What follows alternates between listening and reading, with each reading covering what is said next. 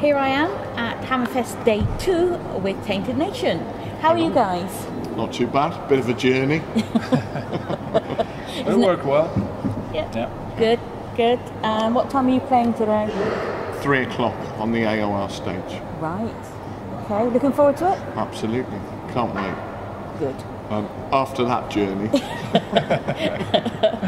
It's going to be great. Yeah. It's never a good journey here. No. It's all, sort of remote. Yeah. Did you come through the mountains? Yeah. We came yesterday, but we managed to miss most of the rain. It really started after we got here, so... Yeah. We heard it was a mud bath, a bit like Glastonbury yesterday. Yeah, it was a little bit damp, I must admit. Right, after here, where do you go next? Cheltenham? Yeah, we play Cheltenham, St Paul's Tavern, and then Swansea, I can't remember, the Wigan. Scene Club. Yeah, Swansea, the Scene Club. Yeah. Then we play Wigan, the Old Courts, and then we play Fibbers in York. So you're getting around a bit then? We are a bit, we have this week. It's been a lot of travelling. I was going to say, that's right, one end of the country, down to the other and back up again. Yeah, we did London to Grimsby, which was interesting. Oh my word. Yeah, sure. So when you're on tour generally, how many miles do you think you clock up? Well, in the UK, I mean, we'd like to think that everything's reachable within 2 or 3 hours, but it still adds up to hundreds and hundreds of miles. Yeah. And do you have a driver or do you share the driving? Pete's our driver. I was the driver today, right. But we have had a driver as well. Right. Yeah. Some of us need our beauty sleep, some more than others. So recording-wise, what are you guys up to at the moment? Well, we're out on this tour now, and at the same time we're working on a new album, right? Which we've started recording and hope to have pretty much all wrapped up before summer, I think. Yeah. Oh, that'd be good. Yeah. That'd be good. Yeah. And have you got a working title for the album yet, or is it still up in the air? No, not really. It's up in the air. Every working title that we've had, we always end up laughing about. So all right. we keep getting through these titles quite quickly. Fair enough. And when it comes out, would you like to see it on download, CD, vinyl, cassette? I'm happy as long as it sells. I mean, whatever medium, if the collectors want to come in and take the vinyls, you know. But it depends which label you work with as to what their best promotion tool is and how accessible their promotion is to all the other companies. You know.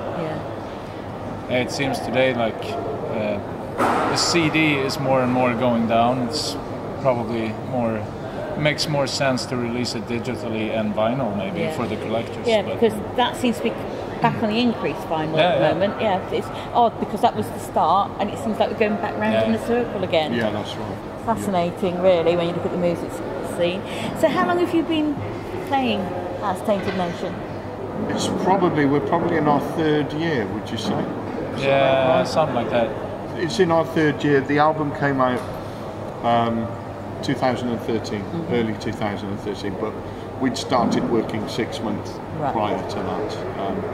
So yeah, we're in our 3rd year, and that makes it our 2nd year. But you know, 3rd year as collaboration. And what age were you when you started playing music? And what was your first instrument as well? My first instrument was I actually played the drums. Yeah. Being a singer is something quite new to me. It only started with Tainted Nation, and at the time it was a writing project for me. And when I was initially sending demos out looking for a singer, the singers contacted me and said, "Well, what's wrong with the singer you have on the demos?" Which was me. Yeah. So I was sort of forced into a corner. Yeah. But yeah, I played drums. I started playing drums from the age of 11, and I only really started singing as a lead vocalist 3 years ago. Right. And did you find it difficult to, suddenly think, well, I'll give up the drums now, or? No, there are reasons actually. One of the main reasons is you don't have to set your kit up, and you don't have to pack it down. While Very little gear to carry around. When all your mates are at the bar, you know, I'm there first now, which is. And I suppose also you've got the drums have the most expensive bits to replace. That's right. Yeah. So the cost implications have come down somewhat. Excellent. How about you? Well, I started playing also somewhere around when I was 11, 12 years old, something like that, and tried around a little bit with playing the drums and playing the guitar, and but I think I started playing the bass when I was 14, something like that, and pretty much stuck to that ever since. Yeah. Excellent. I also ask a couple of random questions. My first one is Marmite, love it or hate it? Love it, absolutely love it. I didn't hear that. Marmite, love it or hate it? One more time? Marmite. You might have had Marmite. I'm a foreigner. I don't know what you're talking about. You'll have to introduce him to Marmite. This is the thing. It's one of those things you either get, or you say, oh, this is really nice. There's no in between. People try and say, oh, well, I'm in between. There isn't. Okay. So, what did you say? I love it. Okay, I love it too. You love it. Yeah. When you try it, you'll love it. Right. So, when you're not touring or going around playing, what do you do at home to relax? Well, I've got a studio at home, so I write music. Yeah. I also mix other bands and produce other bands for some labels as well. So I don't get a lot of downtime, to be honest with you. I've got a family as well, so try and spend as much time with kids and normal everyday life, really. Right. And how about you? What do you do? Pretty much the same. I also have a studio set up at home where I write music and stuff like that when not out on tour. But apart from that, I enjoy watching a movie, reading a good book, and just spending time with my family and stuff like that to relax. Yeah. Brilliant. And if you were asked to write a theme to a movie, what sort of movie would you like to write a theme to? Well, it would be Minder, so I could write the theme tune and sing the theme tune.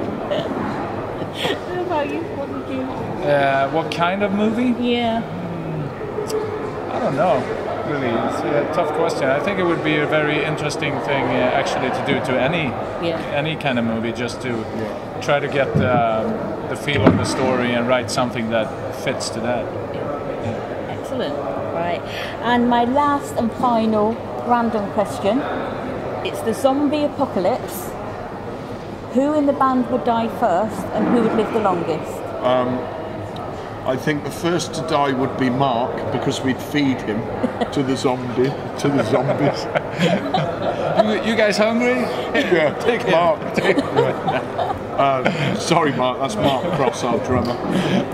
The one to survive would probably be Joel, because he seems indestructible, doesn't he? Yeah, and he can probably pull out some gadget from his bag that would save. He's always got a gadget, a life-saving gadget. Well, guys, thank you so much for giving me some of your time, and we hope to try and catch you on stage, but we're interviewing during the day, so no problem. We'll try and catch up with you and have really good fun out there. Thanks very much. No problem Thank you. at all. Thank you. All right, thank you very much. Thanks.